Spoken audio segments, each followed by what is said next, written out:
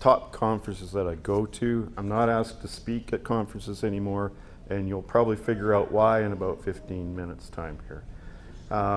I've got some hats to give away, the Lucends Ranch hats. I'll give them away at the end. There's two styles. One, if the mesh on, if you're, optimistic about the weather staying warm. And there's one without the mesh, if you're a realist.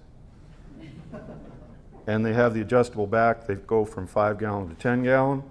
And that's Canadian gallons, not those puny American gallons. So we'll give those away at the end. Remind me. Okay, it's Lucens Ranch. It's 105 years old now. I have known Greg for 12 years at least. We don't live too far away. We're about 3/4 of an hour southwest of here in the county of Ponoka. Get this right. We got a sign from the county. It's a family farm. It doesn't show up very good there, but it's a 100-year award back in 2019. We are certified organic, and we produce grass-finished beef, and we need high-quality forage all the time when we're producing grass-finished beef, and that's right to finish. We need that for marbling and for quality. We want the fat in this meat. You can't get this with poor quality feed. If you think you're going to do this with a maintenance type diet, your customers are going to be extremely disappointed. We do grow crops as well. We don't grow all the crops together. We do about 3 to 6 varieties. We grow oats and maple peas and barley and yellow peas. We do combine that, and we have all the screening equipment so we can screen it out. We don't do the buckwheat anymore, or I didn't have the hemp on there. We have grown hemp in the past. We do grow buckwheat and hay and green feed. The buckwheat is a warm season crop, and where we are out in the hills to the west, we just don't get enough heat units for growing warm season crops. So a lot of the crops that come in these cocktail mixes are warm season, so they really don't work that well out in our country. The season gets pushed into September, and we start losing daylight, and the crops just won't mature properly. So with certified organic, question always is, what do you do about weeds? And then I forgot to put in fertility is also a question.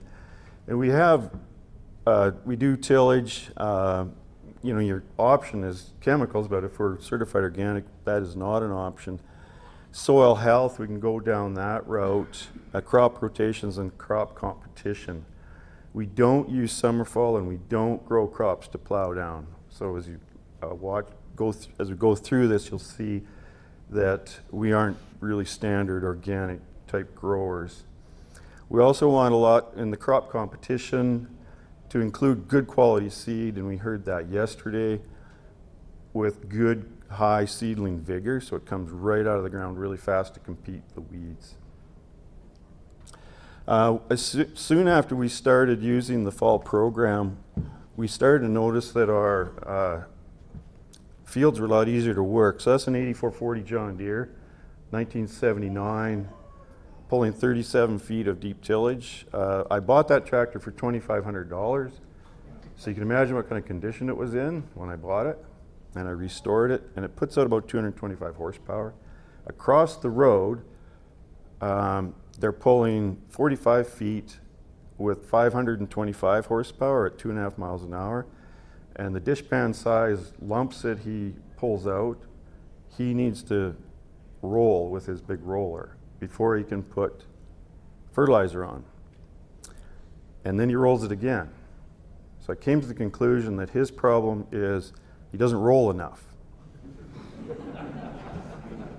Seems to be how he's thinking. So soon after we started spraying, we came to the conclusion that vintage equipment and products with the word rock in them is a bad mix.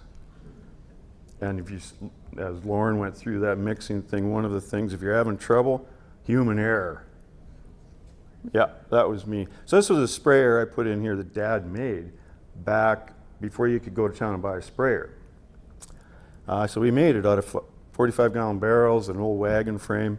The tractor's a 1958 Case 300 that my grandpa bought, and I still have it.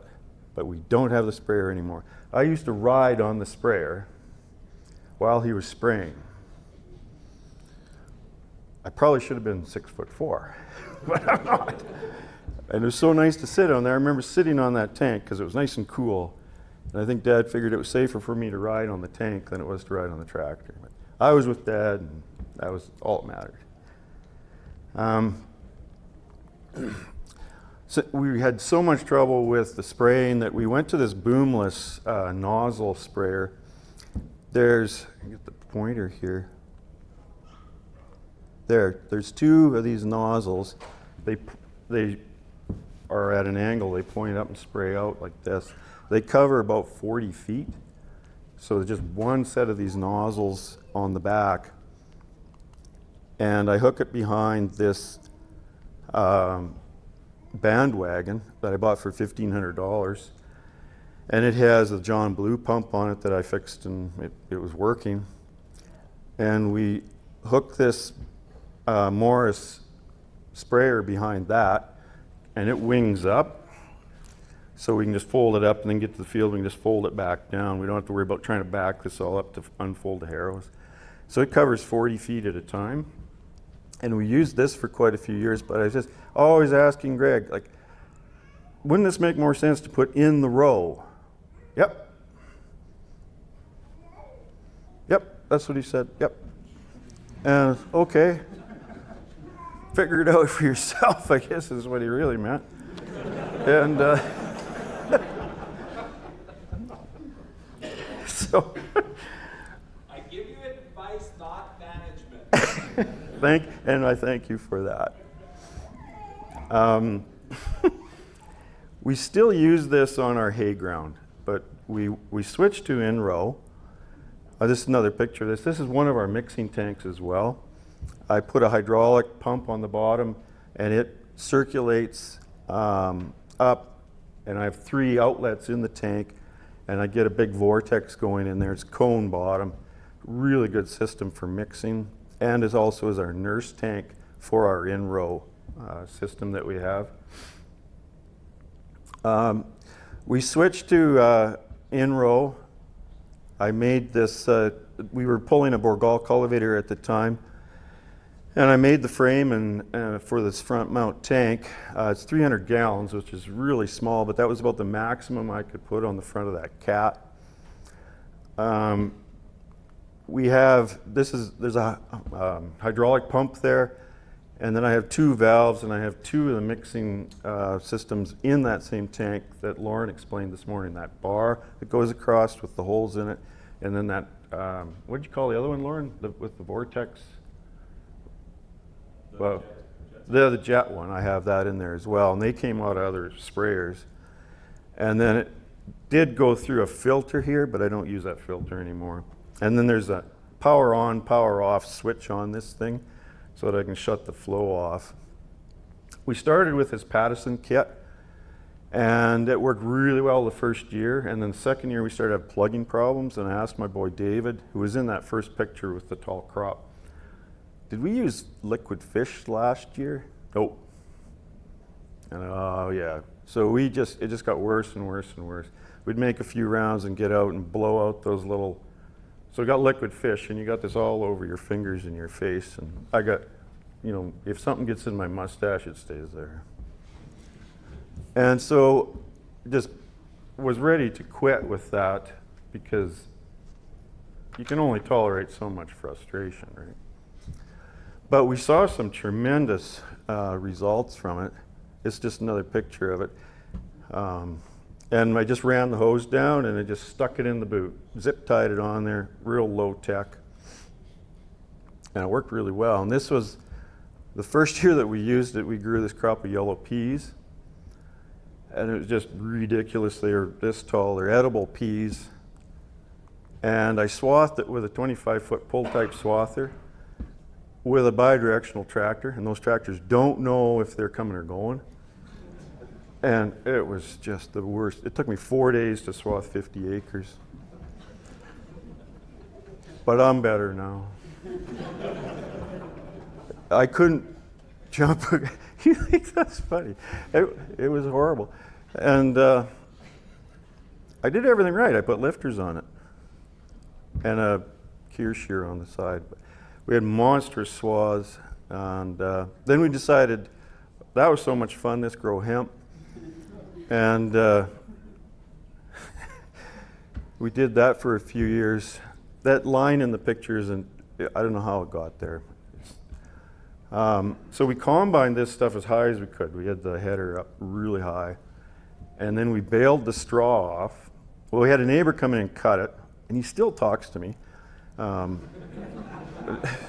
he probably was more than fair about what he charged me for swathing it.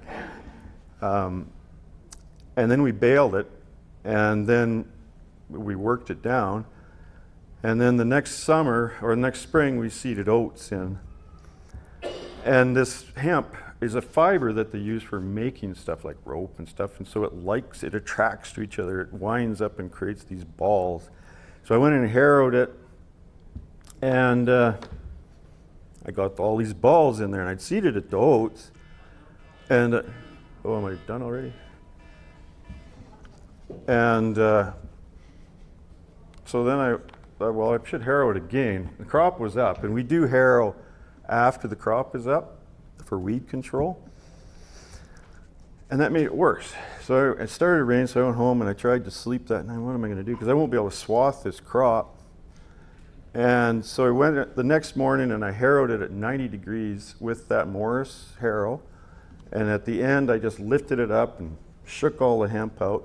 And then I took that tractor and I pushed up all the rows into these giant piles, and I hauled them over and I dumped them over the fence. And it was on my land that I dumped them. So, and so the field, so there you can see the crop here is gone. It looks like it's completely gone. And Andrew was saying yesterday about harrow your field and just don't look back. But within, like the next day, all that crop was back up again, and I got a 100 bushel oat crop off of that field.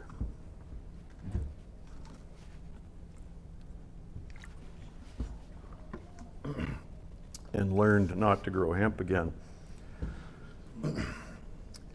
Now we continue to spray the fall program on our hay fields. That seems to be doing some really amazing things. I think we need to have some things that we can measure, and this is one of them. This was our third cut, that last picture, and this one, our third cut alfalfa. Relative feed value of 182.5 and a crude protein of 23.23 dry matter. And so this is phenomenal stuff. I was going to bring a little baggie of it. It's nice green, it smells awesome. And I was going to pass it around. I thought, if somebody comes in and sees that we're passing a little green bag around, they might shut us down. So I'll just leave it at home for the cows. But that is one of the things that we've noticed, that our feed quality has been improving, our seed quality as well. Where we're at, we could buy good quality seed, and in a few years, it's down to 80, 70. We have to go buy seed again. Now, the last few years that we've tested our own seed, we're up to that 95, 98%. So there's another thing that we can measure, and it's good seedling vigor as well. And I know Brian has talked about that as well. Really good seed quality. So we switched to a poly west system, and Lauren talked about that with the pots. We switched to that a few years ago. We ran it on our Bourgal cultivator for 1.5 years. And then we were getting really, that Bourgal system was from 1985. And so things were starting to wear out. We were having a lot of trouble seeding oats at 3 bushels an acre. because oats go sideways through the pipes and then it plugs up. And then you put peas in there to make things worse. And then you add some buckwheat and barley and you try to get all of this to go down through your hoses, and it was just a disaster. So we finally decided we're going to quit this. And David found this Pottinger drill in England, and we brought it over. I got tied up at the ports during that strike in the spring, so we didn't get it when we started seeding. And so when it finally came, we just stopped and we transferred the Pottinger kit onto this drill, and it's these little pots in the back here. They're all in a narrow spot at the back because these wings fold up on this drill. This drill has high-speed discs at the front, and then big wheels that pack it down, and then double disc drills with a packer at the back, and then tine harrows right at the packer. It's hard to see there. The spacing on them is 4 3/4 inches. And the kit that I had on the Bourgal also fit on this. We just had to plug off 2 runs on each pot, so I just looped a loop on there. And it worked phenomenal. You go hard with it. This is seeding at 8 miles an hour. They recommend up to 12 miles an hour. But like this old cat really isn't designed to go at 12 miles an hour, but that's what they do. And so there's a little better picture of the kit on there. And I'm still using that front mount. We are looking at putting side saddle tanks on this. Probably use that tank and just get them mounted on the side. So let's go back to last spring. It was very, very dry. And this is just really depressing because we've got cattle and we need feed. And we're organic, so you just can't go buy feed, otherwise you lose your organic status. And so we go out and we start cutting hay. And we have some land over east of us, and we do that on shares. 2 years ago, we got 475 bales of hay that we brought home. We do round bale silage, so we bring them home. And that was our share, 475 bales. Last year, it was 60 bales.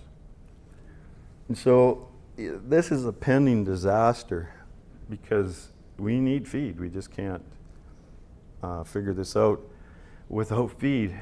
The third week of June, we had 4 inches of rain.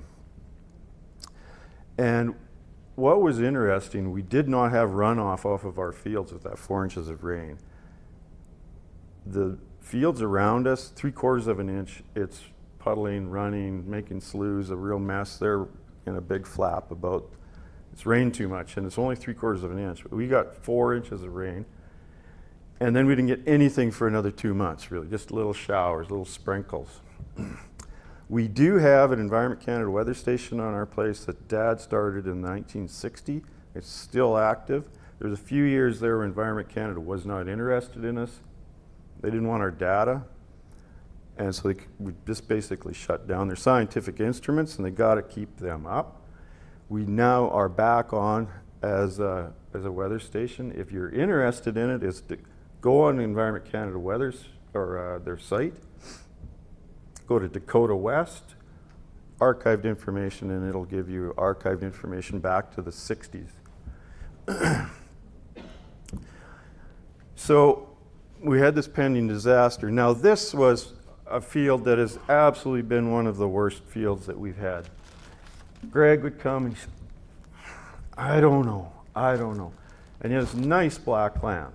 I brought a bag of it. It looks so nice, and yet we just couldn't get stuff to work.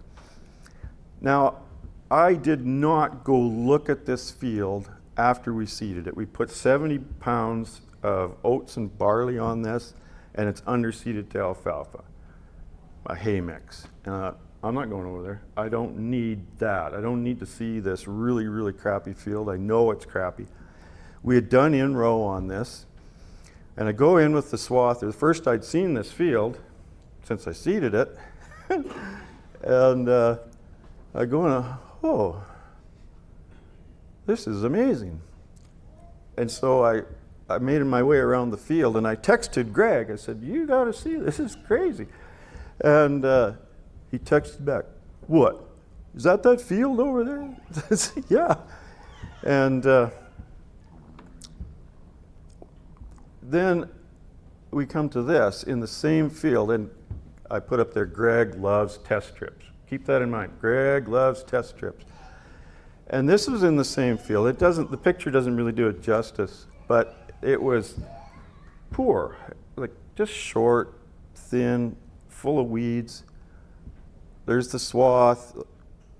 You can see the weeds, and there was no alfalfa. Oh, what's going on here? And I'm swathing, and well, maybe Greg doesn't want to know about this. I ran out of in-row. And then, we're just about done the field. What a big, it's not a big deal. We'll just finish this field. The difference is significant. We were getting 9 bales, so it's 21-foot swath, 9 bales in half a mile. They are 23 to 2,500 pound bales. When we got over to where we didn't have the in-row, we were down to 3 and 4 bales. Now, there's also the quality. And we started digging into the roots. And the roots on the left are where the in-row was, and the right was where there wasn't. Same field. And the ones, that we had much more aerobic soil right in that row, much better root development, the stalk, the whole plant looked healthier. And that was consistent throughout all of our fields. Where we missed, you could see the difference. This is some buckwheat that we grew with the in-row. It was this tall. And that is a warm season. This is like, come on, hurry up. We got to harvest this stuff. That's as tall as that fence post. This is at home, same thing. Lots of feed there for us. Now this is on our gray wooded soil. Now this is clay. There's the difference. And I'll have this stuff over there later, but it is gray. It's clay. It's nasty, nasty stuff. I told Cindy last night, this was, I got a sample here. Gray wooded soil. It's horrible stuff. And Greg comes out and he stomps his foot and he shakes his head. This is tough stuff. But we've had the same thing. That is oats, barley, maple peas, and some yellow peas in that mix. Seeded fairly late, actually. And this is on top of a hill. This is absolutely the worst ground that we've got. Dry, high clay land, and it is still a really good crop up there. This was over on the side where it was fairly tall. This is on the other side, and there was a strip there where we missed. Now this is new land, relatively speaking. We cleared and broke this in about 1977, so it's still fairly new land. And you actually can see where the old windrows were, brush windrows were that we brushed, or burnt the brush piles, and there's still heavy thistles on those where those piles were. You can see that strip there. And there's a strip on that side of the field where I ran out of in-row as well. So, excuse me, it was consistent. Now, there's a little piece that's cut off by a lease road. It's about 2.4 acres, showed on the GPS. And I pull into the field to start picking up bales, and there were 17 bales on that little 2.4 acres. So this really got us out of a major disaster. If you think of the dollar value of organic bales that you have to buy, $200 isn't going to buy you bales because they're just not out there as organic. And so that combined with not having the second cut or the alfalfa coming in that field, now we have to reseed that. It's a huge monetary difference there. But this is what happens. The bales are too heavy. We broke an axle on on our pull type self-loading wagon, went and got this one and promptly busted it. So we try not to create problems, but we do. This is what we put in our in-row. We're told that we can't do it, but nobody told me before I started doing it that I can't do it, so I went ahead and did it. Last year we put the 40 grams of dormant calcium in with the in-row, and we also put 4 pounds of soft rock in, 2 gallons of humic acid, 2 gallons of liquid fish, 1 gallon of compost tea that we make ourselves, a pound of sugar. And we apply that at 10 gallons an acre approximately. It looks like melted chocolate ice cream, so it's pretty thick. But we get it through. I'll just show you some of our mixing system. This is a mixing tank. It's a tote with a mixer on. Mike over here has made these. Put up your, yeah, he's made these. Work awesome. Just dump stuff in there, put water in, and it mixes really well. We also mix with a chem handler on a 500-gallon sprayer tank. And we also mix in that Pattison wagon. We also, of course, with the cattle, we have the manure. We're getting to the point where we want to start composting this down. We have piled it up for quite a few years, but I see this as a tremendous resource that we can use in the future. So the gray wooded soil that we have learned about. Greg talks a lot about soil structure, and what we have learned is gray wooded soil is kind of the canary in the coal mine, that it will show first what's going to happen to our other soils. So we can, you can get your soil structure good, but it's so easy to destroy it, particularly with this gray wooded. Too much tillage will destroy it. It'll turn it into talcum powder. Not enough tillage will destroy it. Tillage when it's too dry, tillage when it's too wet, too much rain, or too dry. There's not much left, is there? So you have to be very careful with it. Now, I just wrote down here, we don't usually feed straw when we're feeding in the wintertime, but this year, with that green feed mix, we're feeding a 1/3 bivolume round bale straw in the mixer wagon. So there's a big savings there. Now, just for fun, I put this on. It has a core from a beaver dam. How much time do I'm done. I can quit. Well, it's okay. Finish up. I dug this out of a beaver dam, an ancient beaver dam. Like we've got creeks that go through our land, and you can still see where these old beaver dams have been.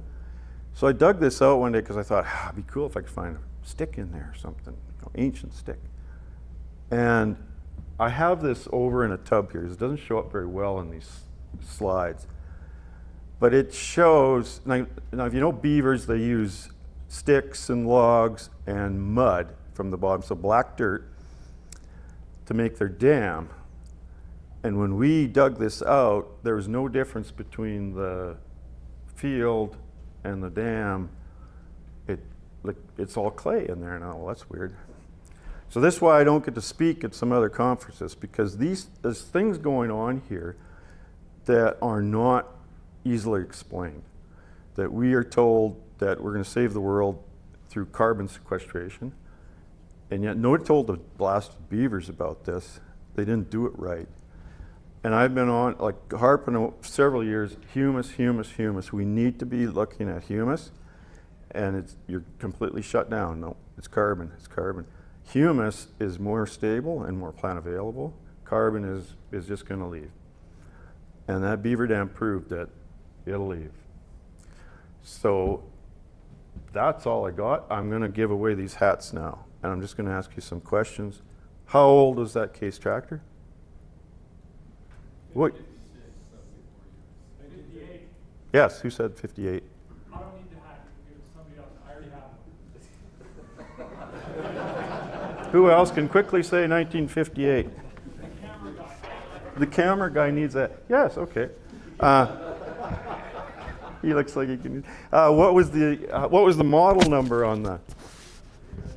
Yes, who said 300 first? Yeah, okay. How many years have I known Greg? Yes. Oh, I should have brought a whole bag of hats. And so we'll have one extra. Okay, thank you very much.